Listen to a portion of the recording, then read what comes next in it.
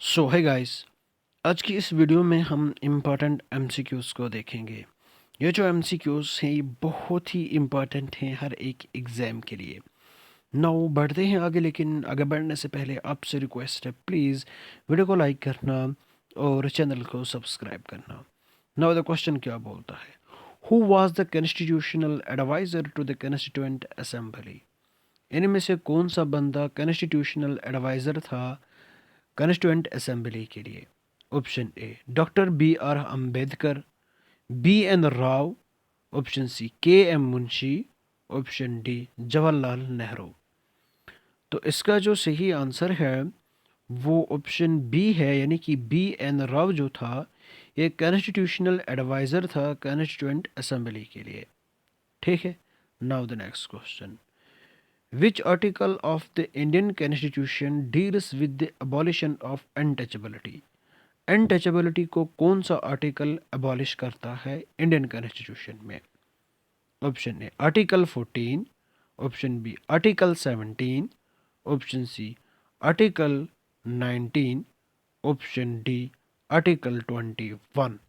इसका जो सही आंसर है वो ऑप्शन बी है, यानी कि आर्टिकल 17 अनटचेबिलिटी को अबॉलिश करता है। ठीक है, हमारे कॉन्स्टिट्यूशन में। ठीक है। Now the next question, next question क्या बोलता है, the concept of single citizenship in India is borrowed from which country. जो कंसेप्ट है सिंगल सिटीजनशिप का इंडिया में वो किस कंट्री से हमने लिया?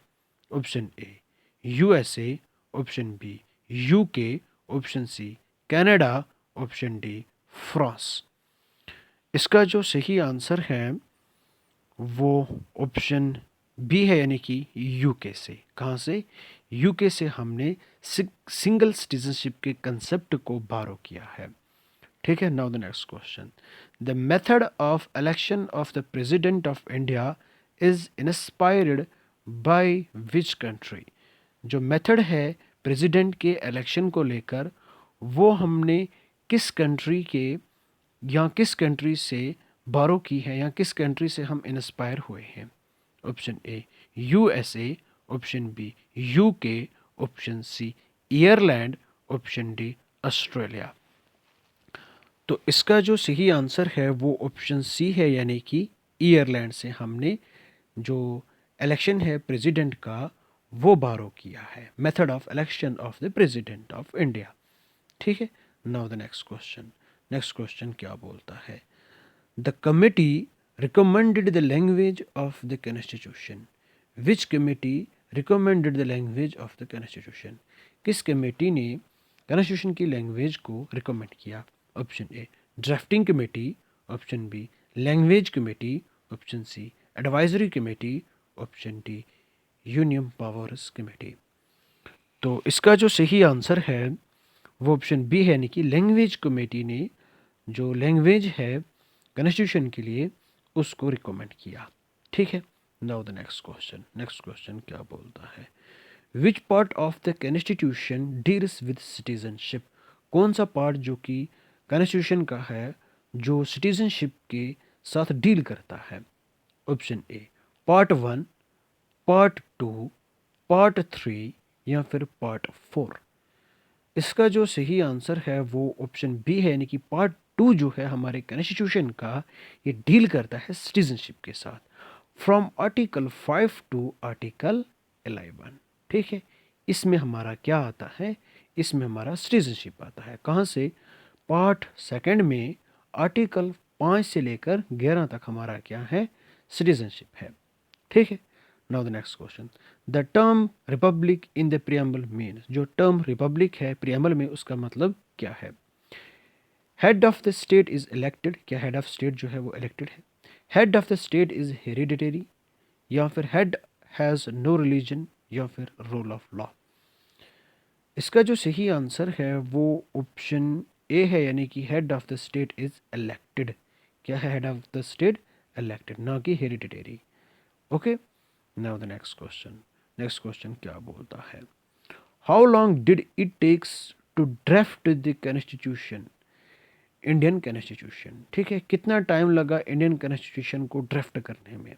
Option A 2 years 11 months and 18 days, 3 years 6 months, 1 year 10 months 5 days या फिर 4 years। इसका जो सही आंसर है वो ऑप्शन ए है, यानी कि 2 years 11 months एंड 18 days लगे हमारे कॉन्स्टिट्यूशन को ड्राफ्ट करने में, करीब करीब 3 years। Okay, now the next question क्या बोलता है, who was the vice president of constituent assembly. Constituent assembly का वाइस प्रेसिडेंट कौन था? Option A H.C. Mukherjee, B.N. Rao, Sardar Patel या फिर जवाहरलाल नेहरू। इसका जो सही आंसर है वो ऑप्शन ए है, यानी कि H.C. मुखर्जी जो थे ये वाइस प्रेसिडेंट थे कॉन्स्टिट्यूएंट असेंबली के। ठीक है, नाउ द नेक्स्ट क्वेश्चन क्या बोलता है, how many fundamental rights are guaranteed by the Indian constitution. Indian constitution ने हमें कितने फंडामेंटल राइट्स दिए? Option A 6, B 7, C 8, D 9। इसका जो सही आंसर है वो ऑप्शन ए है, यानी कि 6 फंडामेंटल राइट्स। ठीक है, नाउ द नेक्स्ट क्वेश्चन क्या बोलता है, the concept of judicial review is borrowed from which country. Concept of judicial review हमने किस कंट्री से बोरो किया? Option A USA, option B UK, option C Canada, option D Australia. तो इसका जो सही आंसर है वो ऑप्शन ए है, यानी कि USA से हमने क्या किया, कंसेप्ट ऑफ जुडिशियल रिव्यू को लिया। ठीक है, now the next question, the word socialist was added by the preamble या added to the preamble by which amendment. जो वर्ड सोशलिस्ट है इसको हमने ऐड किया है अपने प्रीएम्बल में, लेकिन किस अमेंडमेंट के through? 42nd amendment act, 44th amendment act, 52nd amendment act या फिर 62 अमेंडमेंट एक्ट। इसका जो सही आंसर है वो क्या हो सकता है? इसका सही आंसर जो है वो ऑप्शन ए है, यानी कि 42nd कॉन्स्टिट्यूशनल अमेंडमेंट एक्ट के थ्रू ही हमने वर्ड सोशलिस्ट को अपने प्रीएम्बल में ऐड किया। ठीक है, नाउ द नेक्स्ट क्वेश्चन क्या बोलता है, which article is related to the amendment of the constitution. कौन सा आर्टिकल जो कि रिलेटेड है कॉन्स्टिट्यूशन के अमेंडमेंट को लेकर? आर्टिकल 356, आर्टिकल 368, आर्टिकल 370 या फिर आर्टिकल 395। इसका जो सही आंसर है वो ऑप्शन बी है, यानी कि आर्टिकल 368। आर्टिकल 368 जो है ये पावर देता है पार्लियामेंट को टू अमेंड द कॉन्स्टिट्यूशन, कि हम कॉन्स्टिट्यूशन को ऐड कर सकते हैं, चेंज कर सकते हैं, रिपील कर सकते हैं। ये पावर किसके पास है? पार्लियामेंट के पास। स्पेशल मेजॉरिटी के थ्रू, सिंपल मेजॉरिटी के थ्रू पार्लियामेंट जो है ये कॉन्स्टिट्यूशन को अमेंड कर सकता है। ये पावर आर्टिकल 368 में हमें दिया गया है। ठीक है, किसको दिया गया है? पार्लियामेंट को दिया गया है, ना कि हमें। हम कौन होते हैं? कॉन्स्टिट्यूशन को अमेंड करने वाले। Now the next question, the concept of fundamental duties is borrowed from which country. जो फंडामेंटल ड्यूटीज हैं उनको हमने किस कंट्री से बारो किया? Option A USSR, USA, USSR जिसको हम रशिया बोलते हैं। ठीक है, मैंने ऊपर का नीचे कर दिया। Option C UK, option D France. तो इसका जो सही आंसर है वो ऑप्शन बी है, यानी कि कहाँ से हमने लिए हैं? हमने USSR से। ठीक है, जिसको हम आज रशिया भी बोलते हैं। रशिया से हमने फंडामेंटल जो ड्यूटीज है उसके कंसेप्ट को लिया है। नाउ द नेक्स्ट क्वेश्चन क्या बोलता है, which part of the constitution deals with the directive principles of state policy. कौन सा पार्ट जो कि कॉन्स्टिट्यूशन का है जो डील करता है directive principles of state policies यानी कि DPSPs के साथ। Option A part third, option B part four, option C part five, option D part six.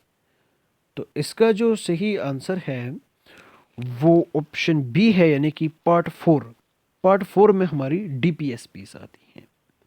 और पार्ट वन की बात करें तो union and it is territories, ठीक है। पार्ट टू में सिटीजनशिप, ठीक है। पार्ट थ्री में fundamental rights, and part four में क्या है, पार्ट फोर में हमारी DPSPs है, ठीक है। Now the next question. Next question क्या बोलता है, who was the first law minister of India. First law minister कौन था इंडिया का। Option A Sardar Vallabhbhai Patel, doctor BR Ambedkar, Jawaharlal Nehru, doctor Rajendra Prasad. इसका जो सही आंसर है वो ऑप्शन बी है, यानी कि डॉक्टर BR अम्बेडकर जो थे ये पहले लॉ मिनिस्टर थे इंडिया के, ठीक है। The Indian constitution was written by whom. India constitution को किसने लिखा।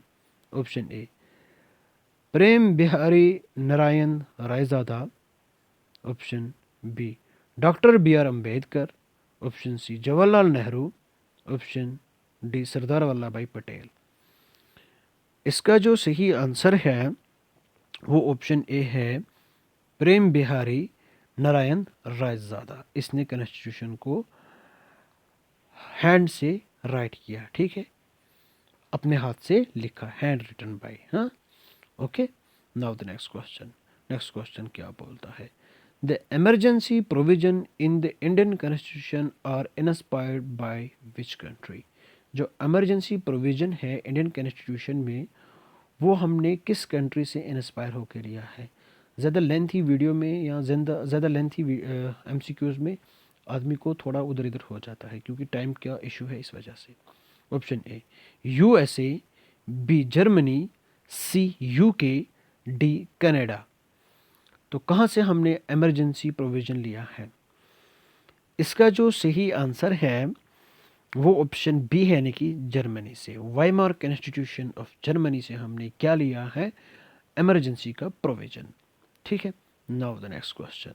नेक्स्ट क्वेश्चन क्या बोलता है, the Indian constitution provides for how many types of emergencies. India के कॉन्स्टिट्यूशन में कितने टाइप्स की इमरजेंसीज हैं। Option one, option A one, option B two emergencies, option C three, option D four. तो इसका जो सही आंसर है वो ऑप्शन सी है, यानी कि थ्री काइंड्स ऑफ इमरजेंसीज। कौन कौन सी। एक तो फाइनेंशियल इमरजेंसी है, नेशनल इमरजेंसी है, दूसरा प्रेसिडेंशियल रूल है, ठीक है। इंटरनल इमरजेंसी भी हम जिसको कह सकते हैं। आई बात समझ में। Now the next question. Next question क्या बोलता है, the concept of Panchayati Raj was included in which part of the constitution। जो कंसेप्ट है पंचायती राज का उसको हम ने किस पार्ट ऑफ कॉन्स्टिट्यूशन में इंक्लूड किया है। Option A part 9, part 10, part 11, part 12। तो इसका जो सही आंसर है वो ऑप्शन ए है, यानी कि पार्ट 9 में, ठीक है। किसमें, पार्ट 9 में। Now the next question. Next question क्या बोलता है, the Indian constitution is dash dash written constitution in the world. क्या ये लेंथीएस्ट कॉन्स्टिट्यूशन है, या फिर शॉर्टेस्ट कॉन्स्टिट्यूशन है, या फिर सेकंड लॉन्गेस्ट कॉन्स्टिट्यूशन है, या फिर none of the above. India का जो कॉन्स्टिट्यूशन है ये लॉन्गेस्ट कॉन्स्टिट्यूशन है, रिटन कॉन्स्टिट्यूशन है वर्ल्ड का, लॉन्गेस्ट रिटन कॉन्स्टिट्यूशन है दुनिया का, ठीक है। तो इस डैश में क्या आएगा, इस लाइन में क्या आएगा, longest written constitution in the world, ठीक है। Option B is the correct answer. Now the next question, which article declares India as a union of states. Option A article 1, article 2, article 3, article 4। इसका जो सही answer है वो option A है, यानी कि आर्टिकल 1। आर्टिकल 1 क्या बोलता है, India that is Bharat is a union of states. ठीक है, ये हमारा पहला वाला आर्टिकल है। Now the next question, which committee was responsible for the union state relations? कौन सी कमेटी रेस्पॉन्सिबल है यूनियन स्टेट रिलेशंस के लिए? ऑप्शन है Sarkaria committee, Balwant Rai Mehta committee, union powers committee या फिर लैंग्वेज कमेटी। तो इसका जो सही आंसर है वो ऑप्शन सी है, यानी कि यूनियन पावर्स कमेटी। कौन सी? Union powers committee. ठीक। Now the next question, next question क्या बोलता है? Which schedule of the Indian constitution deals with the allocation of seats in the Rajya Sabha? कौन सा शेड्यूल है इंडियन कॉन्स्टिट्यूशन का जो कि डील करता है allocation of seats in the Rajya Sabha? ठीक है, option A first schedule, B second schedule, C fourth schedule, D sixth schedule. इसका जो सही आंसर है वो ऑप्शन सी है, यानी कि फोर्थ शेड्यूल। फोर्थ शेड्यूल में क्या है? एलोकेट्स सीट्स ऑफ राज्यसभा या allocates seats in the Rajya Sabha. ये किसमें? हमारे फोर्थ शेड्यूल में। Now the last question, the Indian constitution is described as. Indian constitution किस टाइप का कॉन्स्टिट्यूशन है? Rigid, flexible, both rigid and flexible, या फिर नन ऑफ द अबव। इसका सही आंसर है ऑप्शन सी, यानी कि रिजिड एंड फ्लेक्सिबल। ये हम आसानी से अमेंड नहीं कर सकते और इसको उतना सख्त भी अमेंड करना नहीं है। हम इसको मतलब कर भी सकते हैं अमेंड, इजीली भी है लेकिन बहुत टफ भी है। यहाँ पे सिंपल मेजॉरिटी भी लगती है, यहाँ पे स्पेशल मेजॉरिटी भी लगती है। तो इसलिए यहाँ पे प्रोसीजर बहुत डिफरेंट टाइप का है। रिजिड भी है तो फ्लेक्सिबल भी है। ठीक है, बहुत मिक्सचर है, rigidity and flexibility. Okay, I hope आपको ये वीडियो पसंद आई होगी। प्लीज़ वीडियो को लाइक करना और चैनल को सब्सक्राइब करना। Thank you and bye bye, have a nice day.